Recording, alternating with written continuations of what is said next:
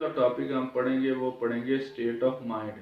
State of mind क्या है? यानी मरीज की वो हालत जो एक तंदुरुस्ती की सूरत में थी और उसके बाद उसको कोई भी बीमारी कोई भी रीज़न कोई भी वजह से उसकी माइंड की हालत यानी दिमाग की हालत तब्दील होगी। मसलन एक मरीज को पहले तंदुरुस्ती की हालत में सेहतयाबी की हालत में वो बिल्कुल ठीक नॉर्मल रूटीन से काम कर रहा था, लेकिन उसको अचानक से बुखार हो गया। बुखार होने के बाद उसके अंदर चिड़चिड़ापन आ गया, गुस्सा आ गया, या उसके अंदर ये हुआ कि निढालीपन आ गया, सुस्ती आ गई और वो लेटना चाहता है, सोना चाहता है, या उसके अंदर ये हुआ कि उसने अपने आप को पकड़ के बिठा लिया या एक कोने में अलग रहना पसंद करता है, तन्हाई में पसंद करता है, या उसके अंदर ये चेंजिंग आ गई कि उसको खौफ आना शुरू हो गया कि अकेला रहना नहीं पसंद, उसको कमरे में अकेला खिड़की करना पसंद नहीं, क्योंकि खिड़की बंद होने से या दरवाज़ा बंद होने से उसका दम घुटने लगा। ये उसकी माइंड की हालतें तब्दील हो रही हैं,